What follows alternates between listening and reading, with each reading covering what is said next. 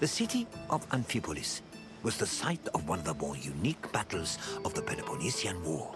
Two generals, the Athenian Kleon and the Spartan Brasidas, fought for this land in an effort to control the resources it provided. In the end, though, neither got what they wanted. The land that would come to be known as Amphipolis was originally part of Thrace, a region inhabited by formidable semi-nomadic horsemen. Thrace was rich in gold and silver mines. It was surrounded by lush forests, making it very attractive to outside parties like Greece and Persia. By 513 BCE, Persia had managed to conquer much of Thrace. But after their defeat in 479 BCE, Athens made a play for the land. They conquered the nearby island of Thasos in 465 BCE. But the military prowess of the Thracian riders kept them out of the country's interior. It was only in 436 BCE that Athens established a solid foothold in Thrace with the founding of Amphipolis, a city on the banks of the river Strymon. Subscribe to my channel, bro. Thank you.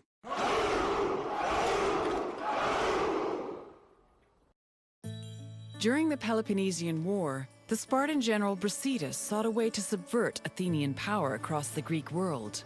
He set his sights on capturing the coast of Thrace, hoping to seize the resources the area provided. Brasidas knew that many of the Greeks living in Thrace hated the greed and brutality of their Athenian neighbors and decided to take advantage of the situation. He set off on an expedition to Amphipolis, accompanied by 1,000 hoplites and 700 helots, and arrived before the city in the winter of 424 BCE. At Amphipolis' ramparts, Brasidas announced that he preferred to take the city peacefully and promised to allow safe passage to any inhabitants who wished to leave, in addition to sparing those who wanted to cooperate. This proposal was well received by the city's residents, and he was able to capture Amphipolis without striking a single blow. Brasidas' march on Amphipolis blindsided the Athenians.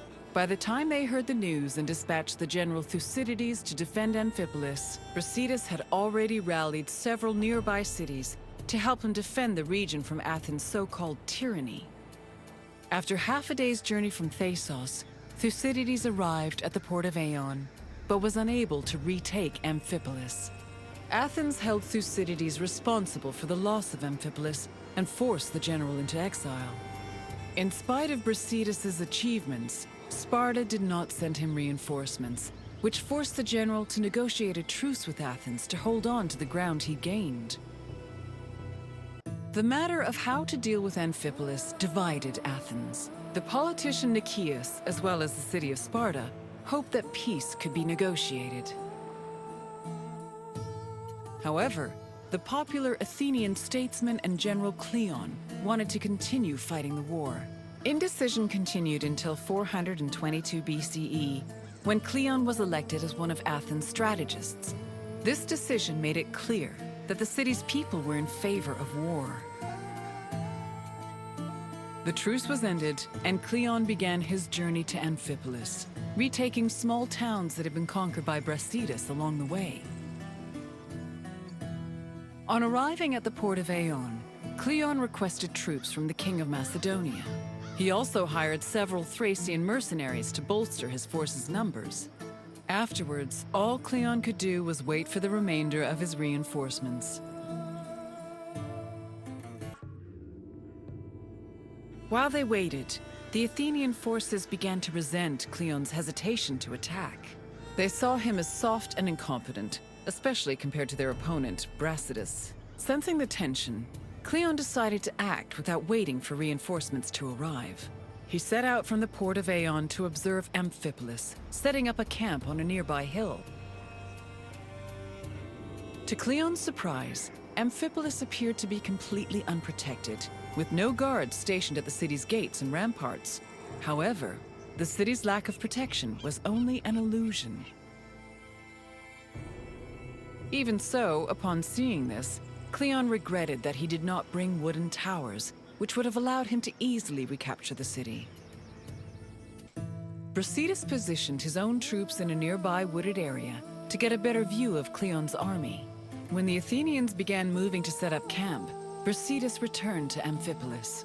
He believed his army was less well-trained than the Athenians and decided to rely instead on cunning tactics and Kleon's inexperience as a military leader. Brasidas organized a two-prong attack. He would personally lead a small raid, then one of his lieutenants would follow up with a second attack shortly after, disorienting the enemy. He had barely finished formulating his plan when he saw Kleon's army pack up and retreat back towards the coast. The cowardly display made Brasidas realize that perhaps victory would be easier than he thought. After seeing Brasidas' troops return to Amphipolis, Kleon decided to fall back to the port of Eion and once again wait for reinforcements. Unfortunately, his exact orders were confusing and contradictory, which left the Athenian forces in disarray. Brasidas took advantage of this confusion and began his attack. Kleon's forces panicked, which made them easy prey for the Spartans. 600 Athenians were killed, while the Spartans only lost 7 men. Kleon's remaining forces took refuge in Eion, where the bodies of their comrades were eventually returned to them, though only after being stripped of their weapons. During the pitched battle between the Spartans and the Athenians, both Brasidas and Kleon were killed.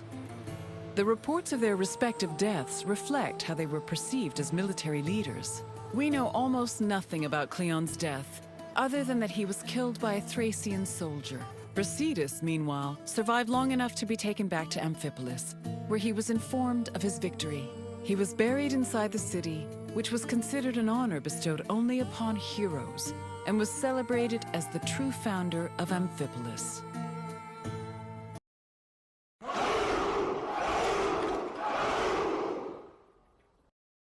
The Battle of Amphipolis temporarily put an end to the hostilities between Athens and Sparta. The Athenian forces returned to Piraeus, while Sparta called back the reinforcements they'd sent for Brasidas. The death of both Brasidas and Kleon encouraged the two cities to push for peace. The negotiations took time, but Sparta and Athens eventually agreed to return to the way things were before the Peloponnesian War. The resulting treaty became popularly known as the Peace of Nicias. Throughout the Greek world, it was mostly agreed that Sparta had lost the war, in spite of Brasidas' heroic efforts. The sentiment was rooted in the fact that Sparta had failed to end Athens' domination over Greece, something they had promised to do at the start of the war.